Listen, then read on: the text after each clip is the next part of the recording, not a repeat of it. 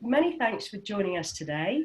As I'm sure you know, we've put together this series of expert sessions to support you, and we hope you find today's session and others that you attend helpful for your role as a mountaineering professional. I'd really like to thank Trail Magazine and Oli, the editor, for being with us this morning. Just before Oli, I'll let Oli introduce himself in a sec, but just before that, we'll just run through a couple of housekeeping basics. So we can just go to the next slide. We're going to take questions at the end, but please write your questions throughout on the chat function or make a note of them, and as I say, Oli's going to do his best to answer them when he's finished the presentation. So that's more than enough from me this morning, so I'm delighted to hand over to Oli Reed. Thanks, Oli, over to you. No problem. Good morning, everyone. Apologies. I'll start off with an apology from me. We should have been doing this about 8 weeks ago, I think, but I chose to break my leg in hilarious circumstances in my own garden instead. So we had to nudge this back around about 2 months, I guess we are now. So sorry from me for that, but here we are. And so the idea that we had today, when Mountain Training first spoke to me about it, it was around doing how to write blogs and, get yourself a digital audience. And I thought, being from Trail Magazine as I am, I'm sure a lot of you are familiar with Trail. We're a sort of hill walking, primarily magazine that sort of tiptoes into scrambling and the occasional little bit of rock climbing as well. So I know the print media as well, if not better than I know the digital media as well. So I thought I'd use this as an opportunity to hopefully talk about different ways that I guess you could build your profile, reach new audiences that don't involve the sort of traditional routes of advertising, paid advertising and all that kind of thing. So I've put together a few slides and I'm going to talk my way through them. I do prattle on a bit, so I'm going to try to rattle through it as quickly as possible, because I do like to talk. But so I'll click straight through to the first one. So like I say, Trail, obviously, we're what you would call the print side of our business anyway. We also run a website and we have our social media channels, but we are a sort of nuts and bolts monthly magazine. Still with a big audience, as many of the outdoor magazines are in the UK. There's ourselves and Country Walking and Trail Running. We're all part of the same company, so I work with those guys really closely. Obviously, other outdoor magazines out there. There's Summit Magazine from the BMC, TGO, various mags, and it is still a great way to reach thousands and thousands and thousands of very engaged people every month who are incredibly invested in this subject matter. If someone parts with best part of £5 for a copy of Trail, they're very into the mountains and they're very into the outdoors, and so it's a really, really good way to get a bit of profile out there. So the way we work at Trail, we sort of have our own team and we write the core content of the magazine ourselves, but we are always looking for contributors and guest experts in the magazine, people who can really add a bit of credibility to a feature. So, we work with people who some of you may be familiar with. Rob Johnson, who I know is based in North Wales, is a guy who contributes a lot to Trail. And on an ad hoc basis, we'll contact people for sort of an expert opinion on, it could be something to do with navigation or scrambling or grade introduction to grade 3 or wild camping, so anything like that. So if you are interested in doing things with Trail, I think my contact details hopefully will be somewhere on this slide. If not, then I'll be more than happy to send them out. And so yeah, we're always looking for people to work with, basically. Outdoor websites, very similar. Like I say, we run the Live for the Outdoors website, which is in the midst of a much needed refresh at the moment. But there are plenty of other outdoor websites out there. Outdoors Magic is one that's really, really good website. They do loads and loads of gear reviews on there, and they're always looking for freelance testers, people who are based in the mountains and spend loads of time outdoors. So again, another sort of great way to nudge yourself into a bit more mainstream media, perhaps, if you wanted to get in touch with any of those guys. And, they always name the people who write the content for them. So it's just another way of a bit of profile boosting. Now, I obviously don't work for a newspaper or TV or radio stations, but they are in the sort of times when the outdoors does all of a sudden become mainstream. So, for example, last weekend when Penny Pass up around Snowdon was incredibly busy, The newspapers and the sort of traditional broadcast media, they always do the same thing. They always run the story, and then they always want somebody to speak to who has a bit of authority and a bit of opinion about it.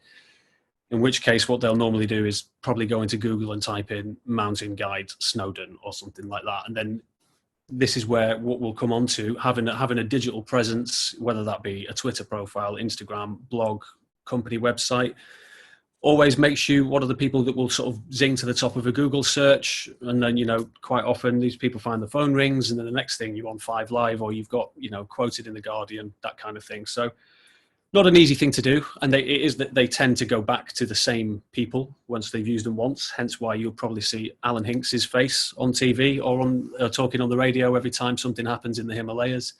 But again, it's just another thing to think about, because it's another angle basically to try and get yourself out there. So that's the basis of traditional media. It's space is limited in all these places, so it's not an easy thing to do. But the more you sort of build yourself and get your name out there, the more these places will sort of come to you as much as you'll go to them.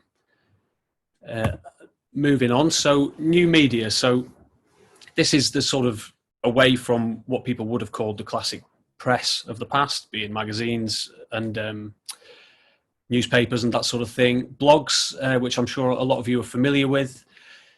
Now, blogs are a fantastic way to create something for yourself, create your own online presence, basically, for either yourself personally or for your business. A blog is essentially a website that you create yourself, or get someone to do it for you if you wanted to, and you just update it. And it can be about absolutely anything. That's the beauty of a blog. I started one myself about 3 or 4 years ago, purely to teach myself how to build a website, because I've been working in print for a long time.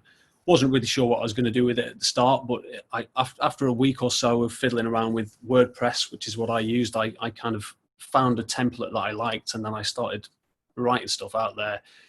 All of a sudden it started getting a bit of traction, and I created a bit of a buzz around what I was doing, and it was really, really successful thing for me. So, for I've got some examples on the screen here, but I'm going to talk through those as we go a little bit further. But the key with the blog really is finding something to talk about. It's not, I guess the difference between a blog and a website would be if you run a guiding business, for example, a static sort of classic website would be something where you would say, hey, here's my company name, here's what I provide, and here's my prices, get in touch below. A blog is something that needs a little bit more sort of constant updating, and something that people would come back to because there's new things on there every day.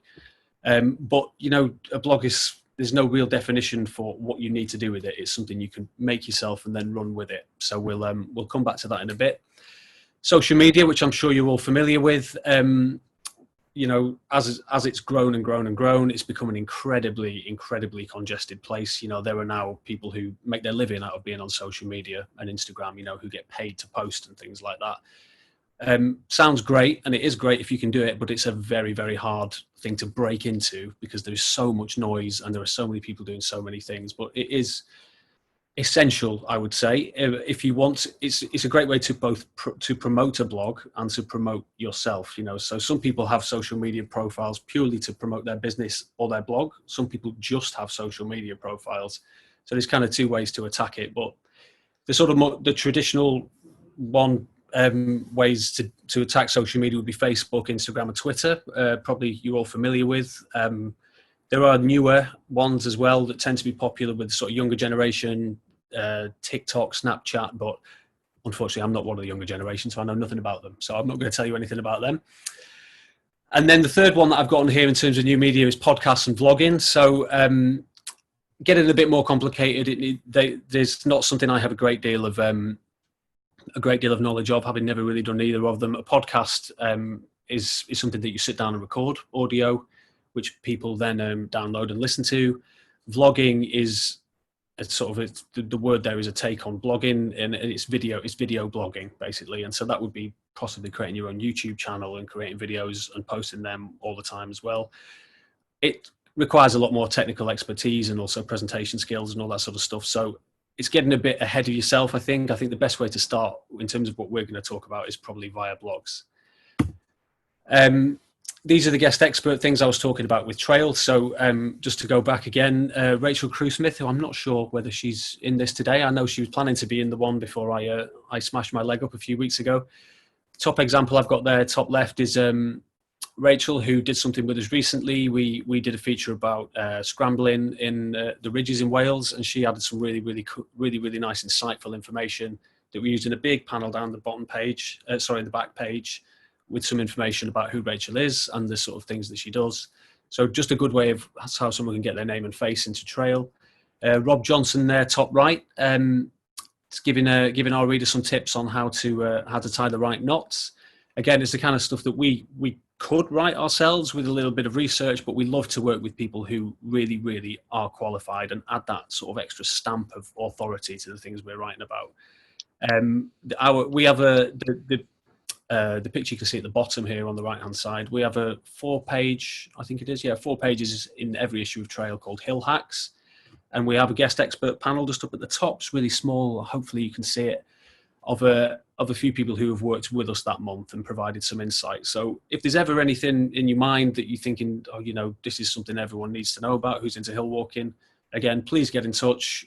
We always tend to use this stuff at some point, and then we'll obviously always give a payback with a description of who you are and where you work and that kind of thing.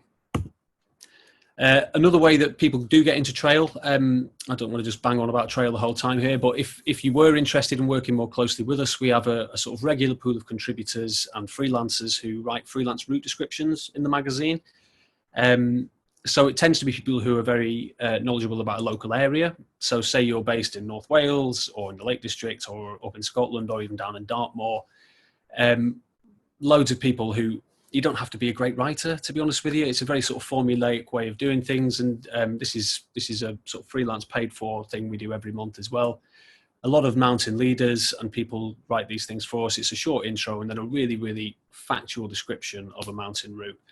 And again, another way to sort of get yourself into print and get yourself out there a little bit. So again, if you're interested, please do let me know. So bumping onto blogging. So the pictures on the right-hand side here are from my own blog. So when I said earlier that I didn't know what to do in terms of the blog I was going to do, it was obviously going to be something outdoorsy. It just so happened when I started making my blog that we had a baby, basically. So I decided to jump on that bandwagon a little bit and created my Outdoor Dad website, which started off with me talking about sort of ways to get outside with my infant son as he was then. It's since grown into more things. I do loads of gear reviewing on there, loads of trips that we go on, and sort of like advice articles about how to do things with young kids. And it's been quite good. It's got itself a good sort of monthly audience of 50,000 people visit it. So I don't give it loads of time, but the nice thing about doing this blog was I did it via WordPress, which is free. It's a free way to do it. I think I paid something like 20 quid to register the domain name, outdoordad.co.uk, and then I pay a hosting fee on top of that every year, which are the sort of servers that the blog is run on. And again, I think that's about 15, 20 quid a year. So it's cost me over the last 4 years, probably 50 quid to run this blog in terms of actual payment. It's cost me a lot more than that in terms of my own time, but it's been well worth it. And I've got a lot back from it. So the beauty of blogging, very quick, very simple and very cheap way to set up your own sort of digital audience. It takes some getting used to. I know there'll be people sitting here who'll be thinking, well, how the heck do I actually create something? WordPress, Squarespace are the two CMS systems. That's a content management system, and that's effectively what you use to build your blog. They're very, very beginner friendly. You'll have to sit down and spend hours, maybe a couple of days playing with the system to figure it out, but they offer you these templates to actually design your blog off. So I haven't used any kind of wizardry to create any of the information you can see on the screen there. That's purely using a WordPress template, which you then just write words into and upload pictures and they slide straight into that template. So it can be quite daunting, and it took me a while to get my head around it, but it's a really, really nice way to teach yourself how to do something. And then once you've learned this skill, you'll be able to transfer it to loads of different things. And I've used what I did in terms of building my blog via WordPress. I've been able to transfer that into work and loads of different things, because once you've learned to use one CMS management system, you can effectively use all of them. So I would say at the start, the fourth bullet point I've put on the left there is don't pay someone to do this for you. It may be that in the end you try it and think, you know what, this isn't for me. I will pay someone a little bit of money to make a blog or make a website for me. But believe me, if I can do it, anybody can do it. So I think it really, really is worth sitting down and just having a play with one of those systems and see where you get to, basically, because they are quite intuitive and really, really beginner friendly. I think this is the key thing I would say with writing a blog is the headline I've put there is have something to say. So there are so many blogs out there, as I'm sure you're aware. And what is it that's going to make a blog stand out? You know, what is it that's going to make your blog different to something else? And I think that unless you know that at the start, it's going to be very hard for someone who lands on your blog to understand what it's all about. I guess the difference between setting up a blog and a website, I slightly touched on it before, is that a website can be a sort of static thing that's quite functional, like the place that people come to book, you know, a trip out with you or something like that. A blog is something that needs updating regularly. And there are a few reasons for that. One being that you won't really create an audience, I guess, or find an audience that keeps coming back unless there is new content all the time. And, you know, what a lot of people say now is that Google is kind of the homepage of what your blog will be. Most people won't wake up in the morning and think, oh, I'm going to go to the Cool of the Wild blog, which is the one you see here. They'll probably find it by typing into Google, where are the best places to camp with kids? And if your blog is being updated regularly, it will slide to the top of or higher up Google rankings, and in which case people will start to find it more organically, and traffic will keep bouncing through to it.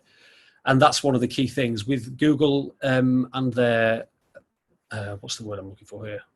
I can't quite remember. But the system Google uses to sort of rank things, it changes all the time, and it's quite a complicated thing to describe. But the algorithm, that's the word I'm looking for. If your blog has been updated regularly, so every time you put new content on there, Google likes that. If you've got cool images in there that are all labeled correctly, Google likes that. If you've got the right keywords in there, which is things like, you know, best camping trips, best hill walks with kids, easiest routes up Snowdon, all the stuff that, you know, people sit and type into Google, that's the kind of thing that's going to help your blog rank. That's getting slightly more complicated, and, you know, SEO is the kind of thing you'll come to further down the line once you've built the actual website. So I've put a few examples here of what content examples could be. So say, for example, you have your own website at the moment, but you wanted to run a blog on it. You know, what kind of things could you put on a blog? It's not easy to always think of new content, but if you're out in the mountains regularly, you know, regular updates on the places you've gone, and it could be a 4-paragraph description. You know, today I was guiding in the Ogwen Valley. Here's some pictures. You know, we had a great trip, that kind of thing. You could maybe think of a regular series of skills tips. You know, what to pack in your rucksack. What's the best hill snack you could take out with you. Route descriptions, maybe. If you walk a lot regularly in a single area, people are always searching for walking routes. You know, sort of, if people are desperate to go to the Lake District one weekend, they'll probably go and type in best mountain walks in the lakes. If your blog or website has a sort of series like that on it, it could be that they bounce through to your site. Gear reviews, you know, one thing that we all do in the outdoors is use a lot of gear, and we love to talk about gear. So, you know, why not maybe when you've used a bit of kit for a little bit, sit down and write a 200-word review of it, maybe for your own blog, upload a picture. Again, if it's the kind of thing that people search for all the time, you know, what's a good waterproof jacket? What's a good pair of 3-season boots? What's a good beginner harness? All this sort of stuff. You know, if they're going to be searching for it somewhere, they might as well land on your website for it. Interviews, if you're into that kind of thing, it could be anybody. It could be people who've been out walking with you. It could be other guides that you know, or, you know, people that you meet along the way. In any interesting story like that. Testimonials is something I've written on there. A really, really nice, easy way to get new content on your site. Every time you go out guiding with a group or an individual, if they, you know, give you a little quote for your website about the trip and the experience they've had. Again, it's just new content all the time that you're able to just feed through really simply and easily. And I guess the beauty is once you've set a blog up, you look at this really nice site on the right here, Cool of the Wild. It looks really polished, and it is a really polished, really, really nice performing website. It's probably worth having a look at if you get a chance after this. Once you've done what they've done here and you've got that sort of top bar of all the different topics and things like that, actually updating the blogs is the easiest thing ever. You log into the system, it'll just say new blog post. And what that will often mean is you'll just go, here's some words, there's a picture to put on the top, here's a headline, publish. And so once you've actually done the hard work of setting the site up, feeding this new content into it is really, really straightforward. So writing great blogs. So here I am sort of badging myself as an expert on this. I'm far from, I would say, a polished expert on writing great blogs, but I have written a lot of blogs. Whether they're great or not, I don't know. And these are some sort of tips I guess, learning from my own mistakes over the years, and the way that I've evolved, the way I do things. Pure basics. You've got to know what you want to do with your blog before you start. And that, as I mean, is as a whole, what is your actual blog going to be about? Not just each individual post, but what is the reason for me doing this? And I think that's a really key thing. Finding a sort of little niche for yourself that will make yourself jump out from other people. What are your real interests? What's your passion? And if you're passionate about it, you can guarantee other people will be passionate about it, whether you're particularly into wild camping or exploring off path or bivvying or whatever it is that you love doing. Why not really focus in on one thing and really, really go for it? So there are loads and loads of outdoor websites out there. And a good thing to do is to actually look through a bunch of them, look at what other people are doing, what are they doing well, what they're not doing so well.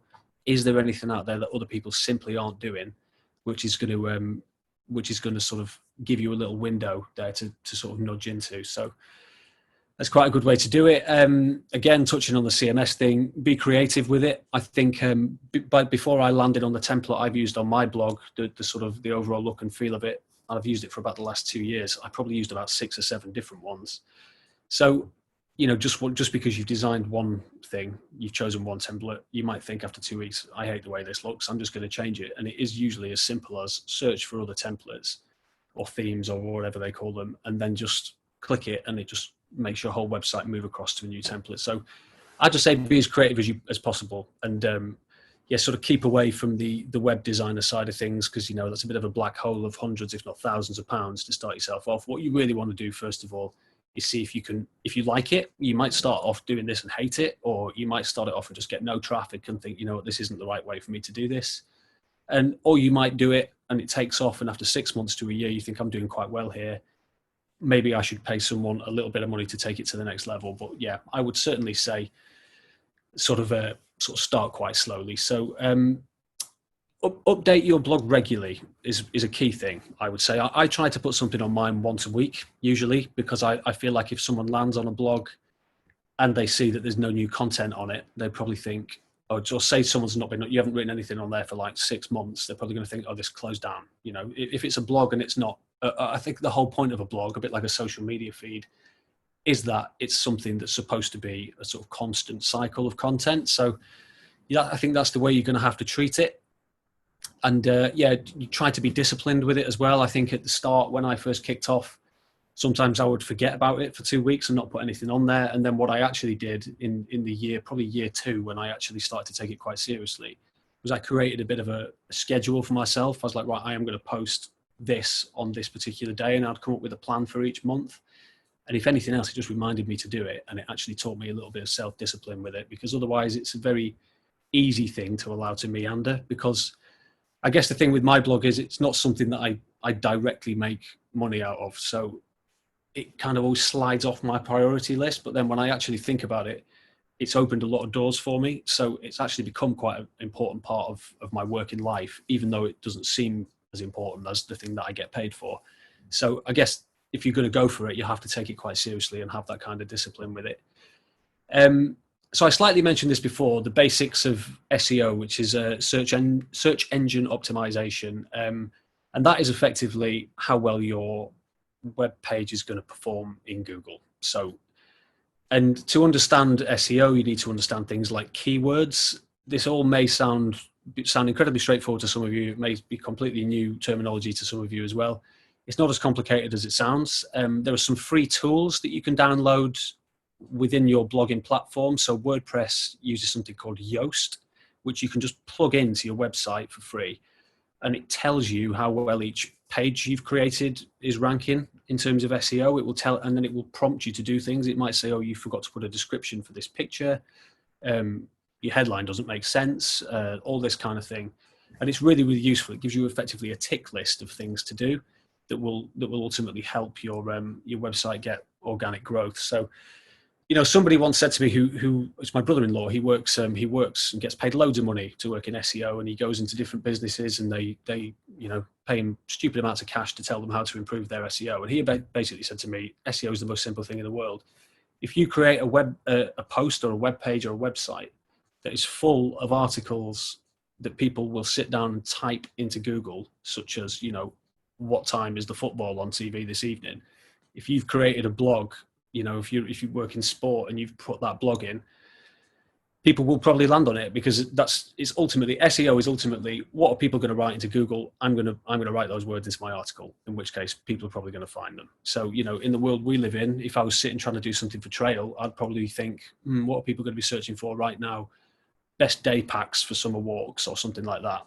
Hence, I'm going to create a blog that says that, and people will probably land on it. So it sounds complicated. All of this stuff is complicated if you've never done it before, but once you get into it, you make sure you realize it's actually not as hard as it sounds. Last point on this page is make sure your blog title makes sense. And I think that is pretty much the same point as what the one I was making above. You could type in what might sound like a lovely blog title to yourself, like, look at this wonderful walk me and the kids had here, blah, blah, blah. But it's not what people are going to go searching for. So it needs to be something people glance at, they understand it, or, 7 best places to wild camp or something like that. Those are the kind of things that people tend to click on, kind of clickbaity, I suppose, but it works. And that's why a lot of people do it. So it's all about thinking about what you're going to do with your post before you actually write it. I think, what is the ultimate payoff for this going to be if you want people to read it? So these are getting into slightly more detail. So, I think this is being recorded, or so if I'm cycling through this too quickly, I think you'll be able to see these, and I'll be able to send this presentation out afterwards. So don't worry if I'm talking too quick, and obviously free to ask me any questions. Don't make blogs too short. That's one of the key things. Over 300 words is recommended for sort of search engine purposes. 300 words really isn't as much as it sounds. By the time you've written 10 sentences, you've probably got very close to 300 words. So I don't think there's too high an upper limit. Obviously, people who go online don't tend to read loads and loads and loads and loads of content, but it's to keep it under 300 words would probably be too short, and it's purely because it doesn't tend to rank in Google so well. Inserting subheadings into blogs is a really good idea for 2 reasons. One is it breaks the copy up a little bit, which makes it slightly more digestible for the reader. It also, using subheadings is a nice lead into the next paragraph. So say somebody's has read the intro, and then the next paragraph starts, with something really, I don't know what it could be. It could be something like how to walk on, how to descend scree slopes or something like that. It just plants something in your mind that makes you want to keep reading on.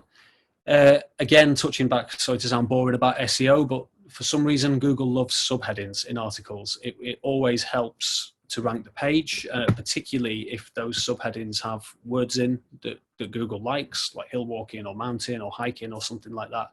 Again, you'll see all this explained if you download an SEO plugin, but just something I thought I'd drop in there.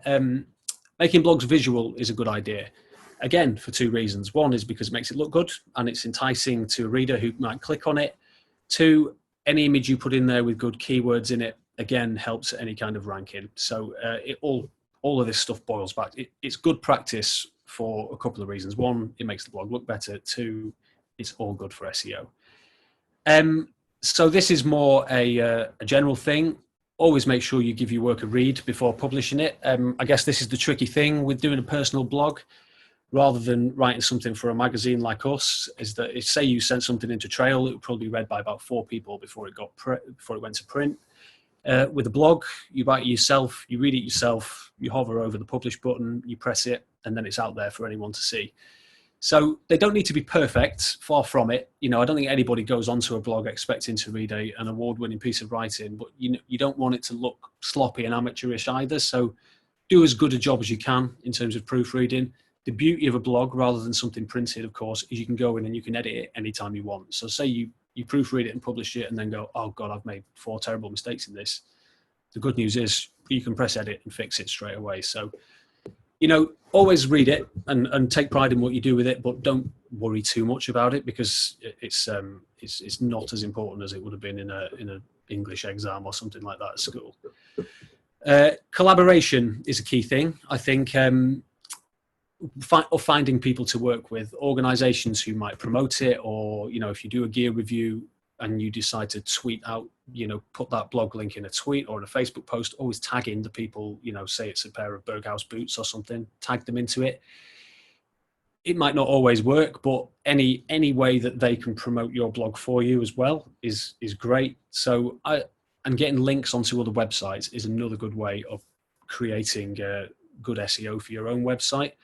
So say, I don't know, you write something for mountain training might like, it could be some really cool basic tips on getting into hill walking with groups or something like that, or navigation basics. Say it's a really good blog that Mountain Training or Trail Magazine likes it, and then we say, hey, in something we write, for a really good expert tips on this subject, click this link, blah, blah, blah. It's all really good practice. So social media, this is again, going back to what I said at the start, social media is a great way to promote yourself sort of all day, every day anyway, by just sort of talking and posting regularly. But it's also, once you get a blog up and running, if you have a few followers on any of the platforms, it's a really, really easy, free way to promote your own content, basically. So I'd encourage anyone who's doing a blog to be on at least one, if not all, of Twitter, Facebook, and Instagram, particularly Twitter and Facebook, because you can promote links directly in Twitter and Facebook posts.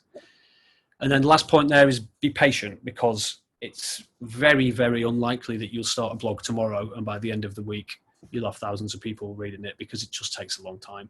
It takes a long time to sort of master and perfect how you want it to look and feel and read. It takes time to fill with content. You're not gonna get 50 plus pages on there in the first week. Most blogs are experiential anyway, so you'll be going out and writing about things when you get back. And it takes time for people to notice it, and it takes time to sort of throw down routes into Google and things like that, so people start finding it organically and automatically. So I would encourage anyone. I've really enjoyed it in the time that I've been blogging. It's hard work, and it's time consuming and all that sort of stuff, and can be frustrating, but it's been a really positive thing. And I actually, every time I sit down and write a blog post, I always feel quite proud of myself after I finish with it, and always pleased with what I've done. So it's a really cool thing to do once you get going. So next step, I thought, rather than me just ramble at you, I'd show you some examples of blogs or people using digital media that I think are really useful. So Lucy Wallace, I think, is an excellent example. So Lucy, who some of you may be familiar with, she's a mountain leader. She's based up on the Isle of Arran, up in Scotland. So she's fantastic, actually. She uses her blog to promote walking on Arran, and if you went and typed in Arran walks or walking on Arran, I think her blog would be one of the first ones that comes up. She's very, very proud of where she lives, and she does a wonderful job of promoting the mountains and the hills and any kind of tourism on Arran, really. And also, she's a walking guide on the island, and I think possibly around Scotland as well. So she's built up a good following. Her blog, I think, is very popular. And then she's quite well followed on social media as well. And I know Lucy a little bit, not particularly well, but she's also been appointed as president of Ramblers Scotland recently. So, I'm not saying it's directly linked to everything she's done online, but I think she's a sort of classic example of someone who's jumped on board new media and used her website in a way that it's an engaging website that people will come to, irrespective of whether they are looking for a walking guide on Arran. So I think that's a really nice example of, I've bounced onto this website. It's attracted me to the island. Now, what am I going to do when I go there? Oh, I'm probably going to book with this person because it looks like they really know what they're talking about. So really, really good example. Rob Johnson, again, I'm sure some of you know Rob. Wonderful bloke, really nice guy. I've known Rob for years. Very, very qualified, very, very qualified guide and leader. And based up in North Wales, a long-standing member of Llanberis Night Rescue Team, former president or chairman or whatever it is that you called. Anyway, so he runs a couple of websites. Sort of traditionally, Rob's work has been guiding and that sort of thing. So he runs his expedition guide website, which is a place where you can go and book onto his trips. He also has a blog on there, which he updates really regularly, all about, all the trips he goes on, does regular trip reports and talks about anything and everything to do with the mountains.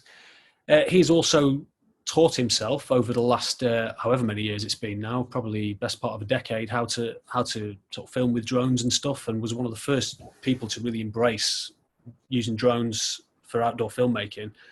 As a result, he now runs the Film Up High website, which is fantastic. If you've never seen it, I mean, pretty much everything you see to do with mountain video and drone photography in Wales now, even on Countryfile or on the news and stuff, seems to be something that Rob's done. So he's created another sort of avenue for himself to not only promote himself, but also, an extra revenue stream by just being incredibly good at what he does. Rob's a regular contributor to Trail, as I mentioned before. Does loads of stuff with us actually, and incredibly good to work with. Always keen to do sort of anything we ask of him. Really, probably does too much for us, if I'm honest. But he's fantastic and supplies drone footage to BBC, ITV. He's worked with big international clients like Casio and stuff like that. So check out the stuff that he does. Really, really professional and really, really well done. And a great example of someone who's invested a lot of time and effort into everything he does, I think. So Adrian Trendle is interesting fella. He's a guy I met recently on a trip to Skye. So Adrian actually only moved up to Skye a few years ago and started, first of all, a website called All Things Cooling. So he lives at the base of the Cooling Ridge on Skye, and he's quite a handy photographer. I think he may have started this off as a photography website. And then as a result, I think he's got his leader qualifications, and then the people who were attracted to his website by what he was doing, he then has tips on walking on the island. He also goes out leading groups on the island. So a little bit similar to what the first slide I showed you of Lucy's. Adrian's kind of doing a similar thing up on Skye. And he's also, the website's kind of become a hub of information about Skye. So anyone who wants to go walking there, it's a really, really good way of saying, I know everything about Skye. You can find everything you want on my website, and then you can book a trip through us. Now, the interesting thing is he's also created a Facebook group called the All Things Cooling Facebook group. It's like a private Facebook group, which people have to join. And then it now has over 7,000 people. That's stats from over 2 months ago. It could well be over 8,000 people for all I know now. And he is the sort of founder of that group. And again, he posts in it really regularly, lovely photos from out on the ridge. He seems to be up on the ridge every day. And it's inspirational. And it's the kind of thing, if you're on Facebook and you're in that group, you see his posts all the time. You realize he's a nice guy, and he is a really nice guy, and appears to be a really, really well qualified leader, I think. And so, he's promoting his business, and he runs a B&B up there as well. So really, really cleverly done. And then the last example, I don't know Iona at all, but this is an Instagram account that I've followed for the last year or so. So an example of someone who's sort of bypassed the blog stage, the website stage, and just purely runs things on Instagram. So she started her Instagram profile only 2 years ago in 2018, and a Facebook group. There's pictures of both there, because she wanted more people to walk with. Really passionate walker and wanted to go out walking with more people. And all of a sudden, she's become an advocate for walking with groups. And 10,000 followers on Instagram, 10,000 plus, over 3,000 people in her Facebook group. She's working towards her leader qualifications. So, it's something she's looking at doing professionally. But really interesting, because she built the audience first, and then her qualifications are kind of coming off the back of that. So, and then she'll see where she takes it next. But yeah, she kind of came up with an idea, ran with it, and I think she's sort of an ambassador for Berghaus and things like that now. So a sort of great example of how simple it can be to do something like this and build your profile. And that's about it. So I have rambled on, as I thought I would, for probably about 40 minutes. Again, my contact details are here. So if anybody's got any questions, honestly, about anything, or you're interested in doing anything with Trail, or please just let me know, and I'll be happy to speak to anyone after this, basically. And I think that's about it from me. Great, thank you, Ollie. That was a great run through.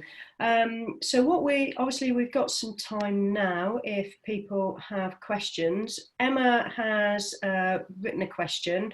Emma, I'm not sure if you wanted to add to that or to comment, but if you'd like to unmute, please do so. Emma, if you're happy, I'll read the questions. Oh yeah, would you like to ask yourself? Hi, Ollie. How often, I mean, you said 300 words sort of plus is a good number. How often would you recommend blogging? So how regularly? I think it's probably worth, certainly when you're first kicking off with it. Yeah.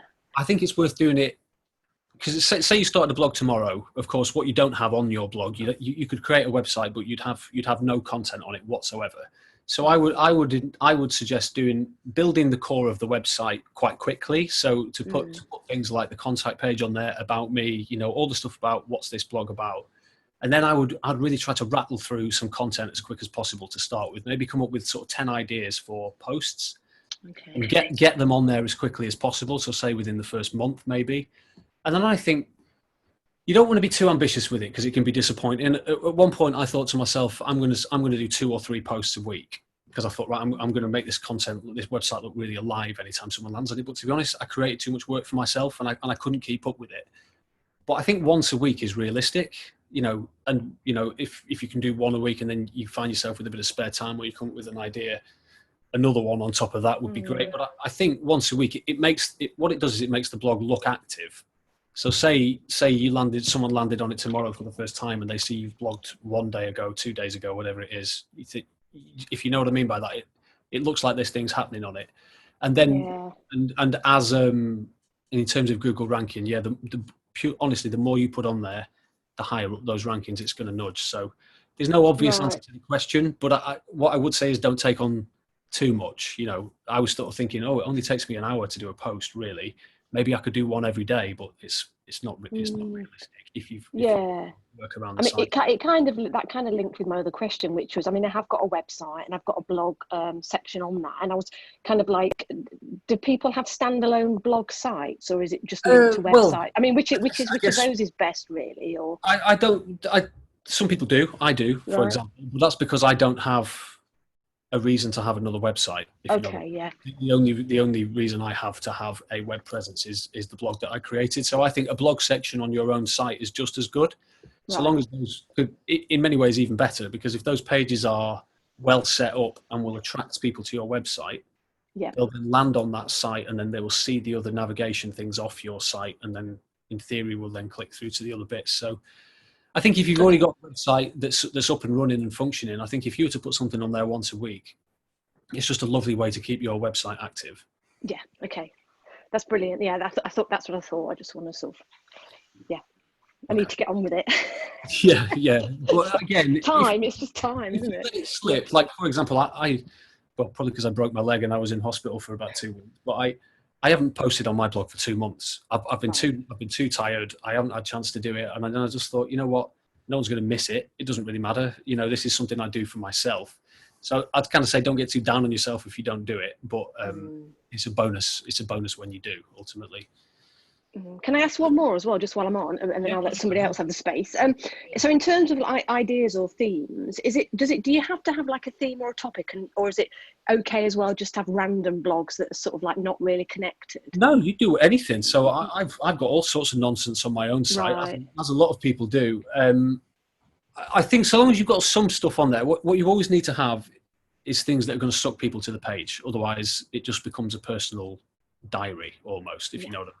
But to intersperse that with random things that are a bit different, why not? If someone lands on your site, and also that's the kind of thing, if you've got social media channels, or other people might share it. If you find it interesting, someone else might pick it up and say, hey, have you seen this brilliant blog this person's done? And then they post it out to their followers. You just never know what's going to be popular, basically. Great to have some nuts and bolts stuff on there that people are going to sit down and search for and land on your site.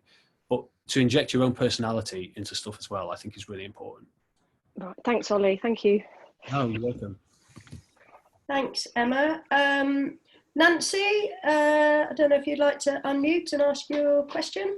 Hiya. Hello.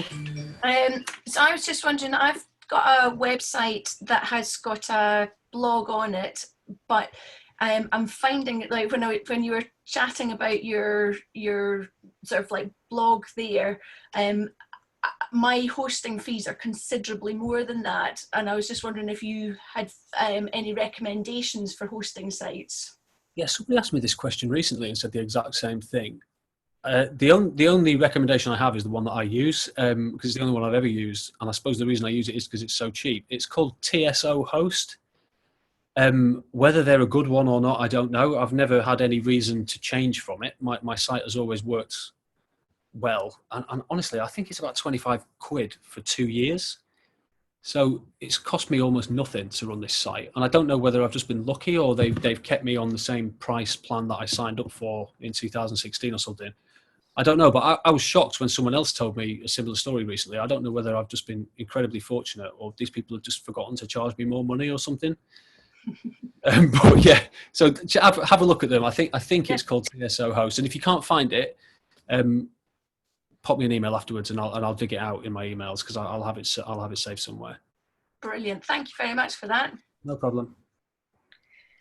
Thanks, Nancy, for that question. Catherine, do you want to unmute? As Catherine's typed a question.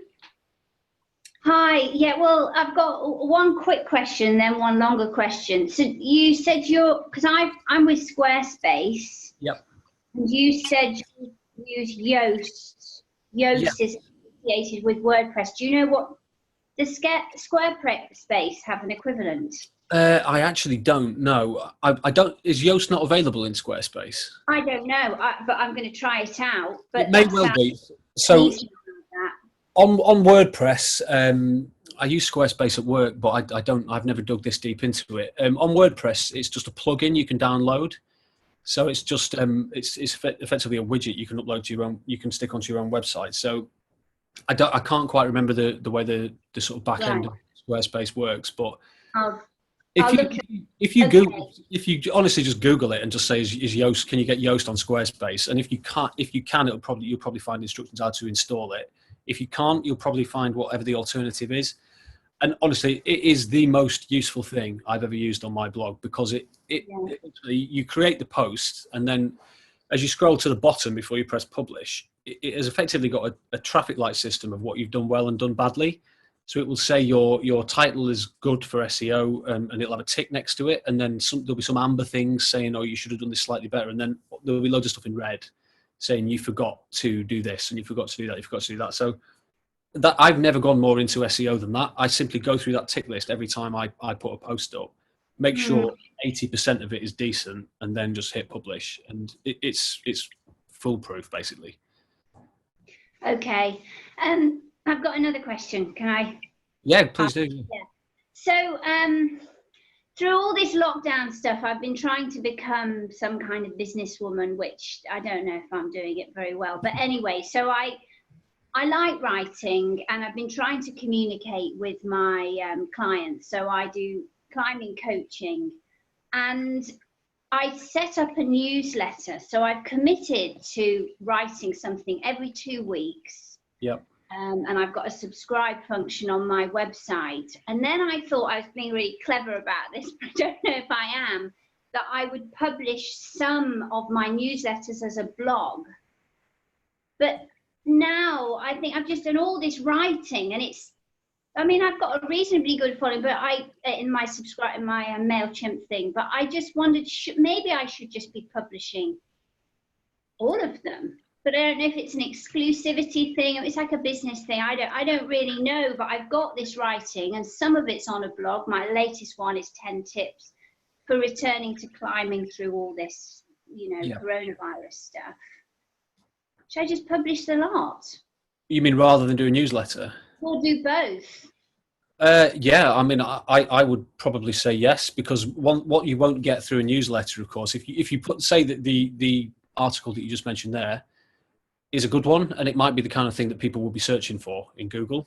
They won't find that if it's in a newsletter. So no. I have a newsletter, and I guess I'm not really an expert in the newsletter side of things, but what a newsletter is great for is alerting people to things that you're doing. So my sole ambition with my blog is to drive more traffic to it, because the more traffic that I get on there, you know, the better my stats are, and then the more people end up coming to it organically. And then say someone contacts me and says, oh, you know, what blog stats have you got? Because they want to do some work with me. And then I can say, oh, well, I've got this and this and this. So my newsletter content, I've set up my newsletter so that when I do a new blog post, it automatically sends that post in a newsletter to people, so that I actually don't write newsletter content. It actually just gets sent automatic. So I'll create a blog, a bit like what you just mentioned there. It's that kind of article, and then I don't think every time I write an article it goes out, but certainly once a week on like a Sunday afternoon or something, it will say, here's all the stuff that's been published by the Outdoor Dad blog this week, and then that all gets sent to people. So I don't think I've ever written a newsletter actually, but I've probably sent. Yeah, because I was going to write my newsletter today, but it would be a really good blog. But I think I'm being clever by keeping it exclusive, but maybe I'm not. Well, maybe have a look at it. So you say you use MailChimp? Yeah. Yeah, so I use MailChimp as well, and there's a way to set it up so it's automated. So it could be that actually every time you do a new blog, that gets fired out as a newsletter. So it's serving both purposes, and you only have to write it once as well. Okay. But you know, I'm far from the oracle on newsletters. It kind of depends what you want to do with the newsletter, I suppose. Yeah. Well, I'm experimenting with all of them. Yeah, exactly. Well, I've made it all up as I go along as well, to be fair. Thank you for those questions and obviously your responses, Ollie. Are there other questions that people have you'd like to? Are there any other points anyone would like to mention? Georgia has one. Sorry for laughing, Ollie. That's all right. Okay, how did you break your leg? Oh God. Okay.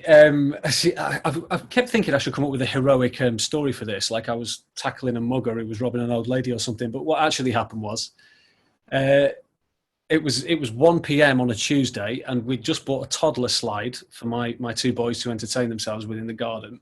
And I came off a work meeting call at 1 o'clock in lunchtime, decided to go outside and show them how to do something cool on the slide. And I tried to surf down it on my feet into the paddling pool. And when I hit the paddling pool, instead of what I thought was going to happen was I'd skim beautifully along the surface to like a big round of applause. I planted my leg in the ground and snapped it into about 5 pieces. So that's what happened. And then even more comically, I was still sitting in the paddling pool with water sprinkling onto my head from the hose when the paramedics had to come and lift me out of it 20 minutes later. So a tragic comic accident, basically, that I should have known better, as people keep telling. Everyone feels really sorry for me until I tell them that story, and then I get laughed at by everyone. So that's my lockdown tale, basically. Sounds like a good blog. Did you write about it? I can't bring myself to write it, though. That's the worst thing. Someone else is going to have to write it for me. Ollie, just while we're on, a quick question for you.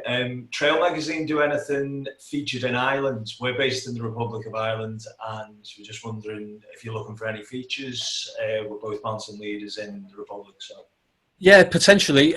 We haven't done for a couple of years. I mean, I had a trip over to Killarney about 3 years ago, and we went round the Reeks and out to Brandon Mountain and stuff like that. We had a fantastic time, and we have been talking recently that it has actually been way too long since we put Ireland in the mag. So basically, actually, why don't you drop me a line after the call, because we don't know the area particularly well. I know where we went, and we went and did the classic, Carantoo Hill and everything like everybody does.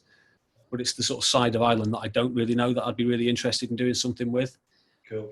Okay, yeah. We'll send you a message there afterwards. Thanks. Awesome. Okay, thank you. Can I ask one? Yep. So I'm a mountain leader, but I'm not based near the mountains. I'm very close to London. I've got some ideas for blogs and things, but yeah, being far from the mountains is quite difficult. I'm trying to improve my network, etc. Do you think that that's going to be useful blog ideas? I'm just trying to get my name out there a bit more and get some more navigation training courses running and things. You mean ideas in terms of I don't live near the mountains and, almost using that as a kind of... Yeah, I think so. I mean, One thing that we noticed, particularly in lockdown working at Trail, is that everybody loves getting outside, and the people who wanted to go to the hills and mountains for those 2-3 months that we weren't allowed, we got so many questions from people asking for local tips. And I kind of, in a way, that's kind of what the blog that I set up has been about, because I'm a northerner originally. I'm from like around the Pennines, so I grew up in the hills. However, I now, for work reasons, I live down in Cambridge, like the flattest part of the world. So everything I do on my site is always about how to do stuff locally, local stuff you can go out and do, and ways you can still get outdoors. So I think it is. I think there's a lot of interest in, because not everybody lives around the mountains either. A lot of the people on this call are probably lucky to do it, but the vast majority of trail readers or of clients, I suppose, that a lot of you take out will be people who travel to the mountains every now and again. So I think that there's a lot of interest in how do I get my outdoor fix close to home. It's not an easy thing to do, but I think there are definitely people out there looking for it. Yeah, brilliant. Okay, thanks. Yeah, I've got some good ideas, I think. Yeah. And thank you for that, Ollie, because it's really inspires you to get on with it. Do you know what the beauty of it is? What does it matter if it doesn't work? That's what I always think with a blog. It's not like a commissioned piece of work where someone's actually going to come back to you and say, "Do you know what, that didn't work." It's just you're doing it for yourself. So if it works, great. If it doesn't, you think, okay, I'll try something different. And that's the beauty of what I found with it. I've done some useless stuff on my blog that, afterwards I thought, God, I spent like hours doing that, and it was absolutely rubbish, and no one's ever going to read it. But then you think, does it really matter? It's only something in my own time, and it's just, you learn for next time, I guess. Yeah, that's good. I did read something once where you this guy was blogging, and what he does is he writes all his blogs on one day, and then he just has them ready to, like you said, automatically ping them out. So actually it reduces the workload. You can schedule any blog post, and it's very rare I'll actually do one and publish it straight away. I'll if I'm actually organized for once in my life, which is quite rare, I'll sometimes write them 3-4 weeks in advance, and then that they're going to go out. And so if you can set aside a day, 2 days, and you've already got the ideas, then it's by far the most efficient way to do it. Okay, thank you. No problem. Thank you. Great. Other questions, Kath? Yeah, I've got another one.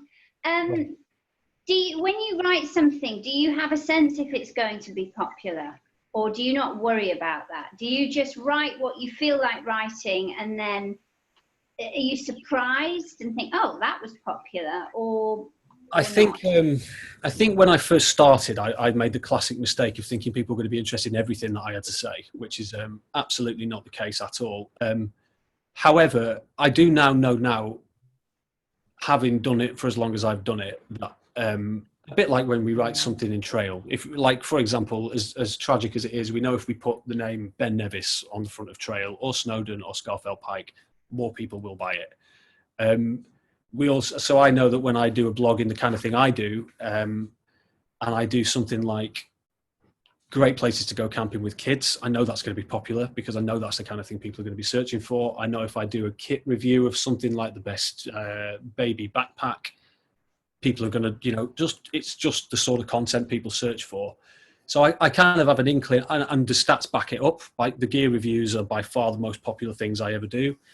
Tragically, but then you sometimes write something. I remember writing something around my son's first birthday, and I wrote a sort of quite a heartfelt thing just about what an awesome year it had been, and blah blah, all that sort of gushing parent stuff.